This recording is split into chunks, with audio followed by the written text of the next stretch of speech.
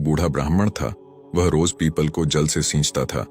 People में से रोज एक लड़की निकलती और कहती, पिताजी मैं आपके साथ जाऊंगी। यह सुनते सुनते बूढ़ा दिन ब दिन कमजोर होने लगा। तो बुढ़िया ने पूछा कि क्या बात है। बूढ़ा बोला कि पीपल से एक लड़की निकलती है और कहती है कि वह भी मेरे साथ चलेगी। बुढ़िया बोली कि कल ले आना उस लड़की को। जहां 6 लड़कियां पहले से ही हमारे घर में हैं, वहां 7वीं लड़की और सही। अगले दिन बूढ़ा उस लड़की को घर ले आया। घर लाने के बाद बूढ़ा आटा मांगने गया तो उसे पहले दिनों की अपेक्षा आज ज्यादा आटा मिला था। जब बुढ़िया वह आटा छानने लगी तो लड़की ने कहा कि लाओ मां, मैं छान देती हूं। जब वह आटा छानने बैठी तो परात भर गई। उसके बाद मां खाना बनाने जाने लगी तो लड़की बोली कि आज रसोई में मैं जाऊंगी। तो बुढ़िया बोली कि ना, तेरे हाथ जल जाएंगे। लेकिन लड़की नहीं मानी और वह रसोई में खाना बनाने गई तो उसने तरह तरह के 36 व्यंजन बना डाले और आज सभी ने भरपेट खाना खाया। इससे पहले वह आधा पेट भूखा ही रहते थे।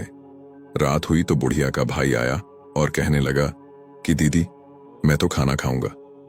बुढ़िया परेशान हो गई कि अब खाना कहां से लाएगी। लड़की ने पूछा कि मां क्या बात है। उसने कहा कि तेरा मामा आया है और रोटी खाएगा, लेकिन रोटी तो सबने खा ली है, अब उसके लिए कहां से लाऊंगी।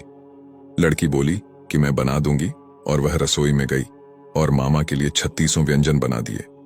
मामा ने भरपेट खाया और कहा भी कि ऐसा खाना इससे पहले उसने कभी नहीं खाया है। बुढ़िया ने कहा कि भाई तेरी पावनी भांजी है, उसी ने बनाया है। शाम हुई तो लड़की बोली कि मां चौका लगा के चौके का दिया जला देना, कोठे में मैं सोऊंगी। बुढ़िया बोली कि ना बेटी, तू डर जाएगी। लेकिन वह बोली कि ना, मैं ना डरूंगी, मैं अंदर कोठे में ही सोऊंगी। वह कोठे में ही जाकर सो गई। आधी रात को लड़की उठी और चारों ओर आंख भर देखा तो धन ही धन हो गया। वह बाहर जाने लगी तो एक बूढ़ा ब्राह्मण सो रहा था। उसने देखा तो कहा कि बेटी तू कहां चली। लड़की बोली कि मैं तो दरिद्रता दूर करने आई थी, अगर तुम्हें दूर करवानी है तो करवा लो। उसने बूढ़े के घर में भी आंख से देखा तो चारों ओर धन ही धन हो गया। सुबह सवेरे सब उठे तो लड़की को ना पाकर उसे ढूंढने लगे कि पावनी बेटी कहां चली गई।